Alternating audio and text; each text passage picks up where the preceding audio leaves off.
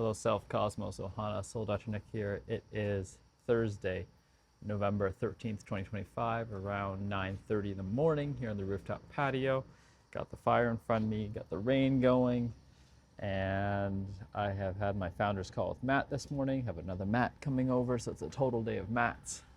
I've done my morning ablutions, being with everything, and want to practice an idea: health, wealth, family, freedom, flow, receiving.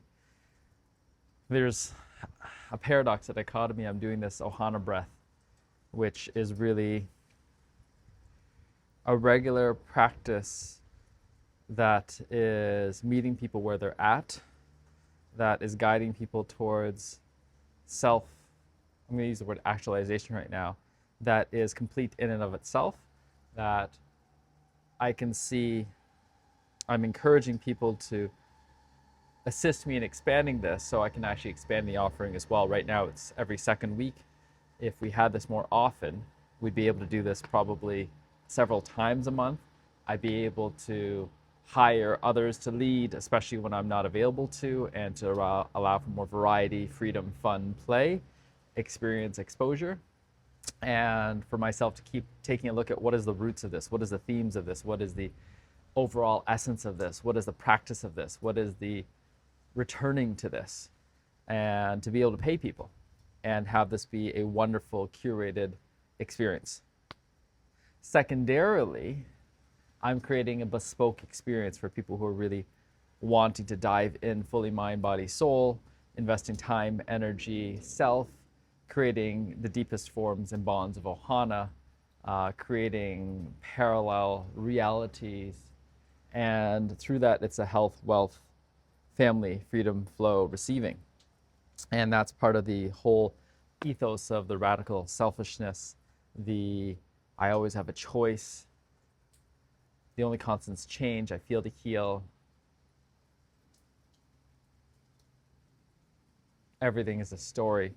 The school of unlearning, the stepping into a container that takes months regularly to prepare the self, several days together to be with the best of teachers, and then a choose your own adventure integration depending on yourself, and having the time, energy, essence to tune into what it is that these persons need, because it's going to be 2 to 4 people. Even an individual coming will need to, want to recruit someone else to walk the path with them. Because in that walking the path together, so much more can be accomplished. And it doesn't mean that you have to keep walking the path together. You have to keep walking the next cycle together, the next phase together, and there's a good chance that you will. The health, wealth, family, freedom, flow, receiving. I had a clarity this morning. It's feeling a little lost right now. There's a little bit of fear. I can feel the tension in my body even as I'm speaking about this. You know, instead of running away from dis-ease or comparing yourself or saying I'm better than I was before, it's what is it like to, the words that come up right now, pursue real health, real wholeness, real wellness. And that's a path that I've been on and continue to be on. Like compared to 5 years ago, I'm unrecognizable even to myself in terms of my energy, in terms of waking up. Like these are the demonstrably changed things. Waking up without an alarm, waking up before sunrise, having morning routines, having a routine that I've been doing for over 2 years, something that I would never have thought of.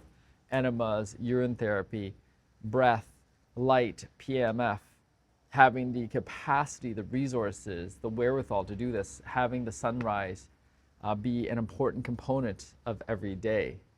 And then noticing when I miss it, what happens? Oh my God, I missed it a couple days ago, and it's like, bleh.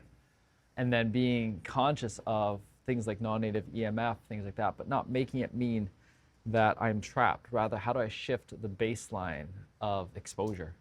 And then take everything that I've learned, bottle it up, and send off this energy to the plants and the trees to request that they help transmute it. So health, how do I step outside of needing to always supplement or thinking about the health or thinking about longevity or thinking about what's next, and actually being with what is, and actually not running away from fears? That's never going to happen. Embracing some of the fears, some of the worries, and then transmuting that as well. using that as fuel for the fire. What's next? Using the ones that I love most and what they're telling me, say, what's the lesson in this? How am I like this as well?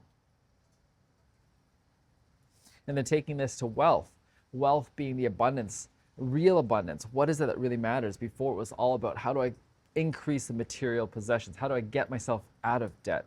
How do I start proving myself and having myself tied to my net assets? And now, having been on wild swings, having been less than negative, almost 200,000, more than 200,000, now positive, and feeling the rise and the fall, and recognizing that this is the part of learning, that every investment, every loss has been part of the education, that I wouldn't be here have I not ridden these waves, and to continue to ride the waves without making it right or wrong,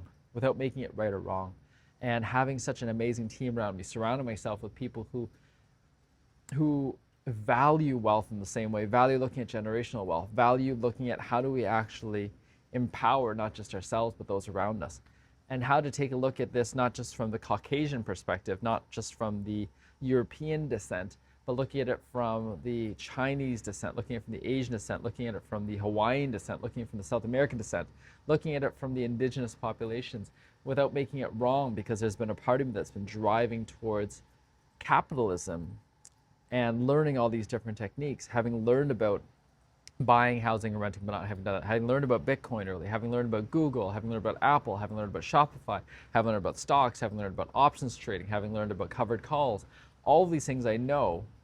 And how do I simplify this world? How do I simplify this life of this constant seeking of passive income, this whole idea that I can be passive around things, recognizing sometimes the biggest changes can be small movements. One small action can move more energy sometimes than really forceful, repeated, effortful, worrisome action.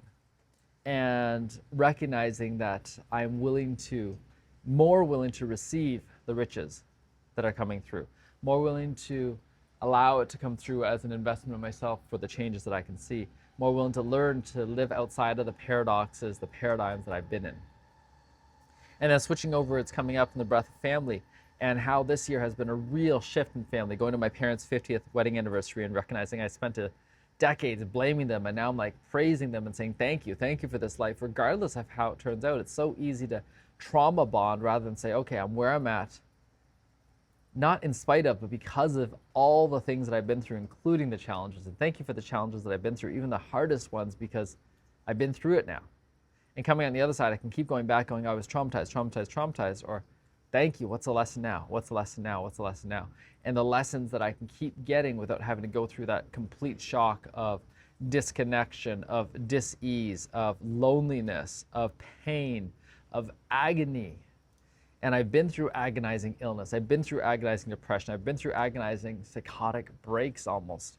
I've been through agonizing delusions. I've been agonizing tortures. I've been through agonizing traps and prisons. Now, how do I still learn from them whenever I remember them? There's still another layer of learning and remembrance, and how history rhymes. And every time someone says, I feel like we're in the same place, to both recognize it's not the same and it is the same. And family are those reminders. Family are the ones that I spent the most time with, the most intimate time with, the most caring time with.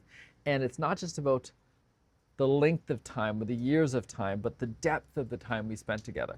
And that's how I'm creating more and more Ohana now, chosen family, so quickly.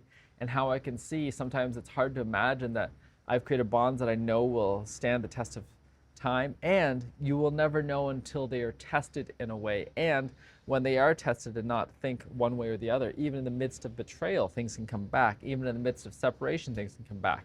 So it's never abandoning a relationship, just recognizing, why am I trying to force that relationship? There's so many to choose from. And it's part of that scarcity mentality that says, I must contract, I must withdraw. And the us versus them. And it's not to try to say we're all one family right away, because that's bypassing. I have not grown up in a patterning of that, in a knowing of that, in a lived experience of that. And so how could I ever lie that that's the way it is? And then the people that say there's no room for jealousy here. No, there is room for jealousy. There's room for jealousy. There's room for judgment. There's room for belittling. There is room for all those things. If anything, within family, it comes up even more. And it can be triggered with even less. And how can I see the paradox of that and the gift of that? and the remembrance of that. And so partly then it's transgenerational. So someone who has the ability to shock and awe me right away, what is there? How many lifetimes have we lived together? And how do I also both embrace that and let that go? Because really, how many lifetimes are we willing to live together in this life? Not just pretend it's there and say it's all coming back so quickly. Because in some ways, nothing beats the test of actually having spent minutes, hours, days, weeks, months together. And so this past year has been spending deliberate weeks with people that we love, being able to say to them, hey, we want to spend more time with you. Being able to say to each other, I trust you so much, I would leave my child with you. And what does that mean? How do we get to that point again where we could actually not abandon our child, but love them and trust them so much that we're willing to step away and create the bonds and relationships where we know that the love and the trust is there. So crazy. All right. And then that's going to lead into freedom. And freedom, noticing now more and more the almost lack of freedom that's there, especially, I'm going to say here in Canada, you know, whether it's banking freedom, whether it's rules freedom, whether it's animal freedom, whether it's land freedom, whether it's monetary freedom, whether it's freedom of expression, whether it's cancel culture. It's just noticing, where do I feel free? Where do I self-censor myself now? And how do I learn without having to try to push past the censors? How do I notice the trap of fame, of the desire for fame, wanting to be well known instead of known to the people that I really want to be known by, and completely invisible to most of the world? Because I want to be able to walk invisibly through the world, to be able to just observe, to be able to just notice. And it's funny, I can be invisible in the midst of having shared so much. I am certain that I have more videos online than probably at least 99% of the population, that my face is more potentially visible than so much of the world, and that's okay. I don't mind being potentially visible. I don't want to be visible in that way. I don't want to leverage that visibility. But the seeds that I'm planting, oh, so much fun. And the seeds of freedom, the freedom of travel, the freedom of expression, the freedom of thought, the freedom of being, the freedom of awareness, the freedom of sourcing, the freedom of creation, the freedom of visioning, the freedom of dreaming, reminding myself and others how amazing is dream. I remember in med school, I'd forgotten how to dream, like I had no dreams. And I've been reading so many textbooks thinking I've got to really hunker down, focus down. And then my friend introduced me to the books of Game of Thrones. And almost instantly I started dreaming again, and I realized how rich dreams are, how beautiful dreams are, how beautiful it is to step into another world in that space, how much fear there is there, how much control there is there when I'm not dreaming.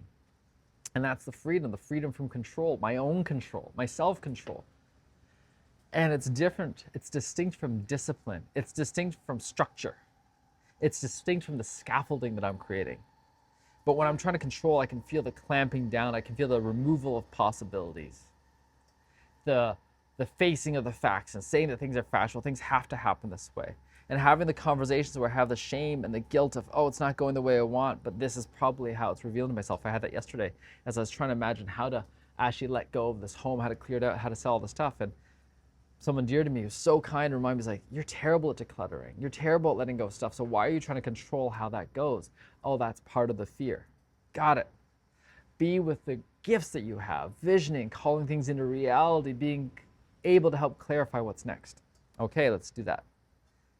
And then goes into flow. How do I keep flowing? How do I notice when everything just stops?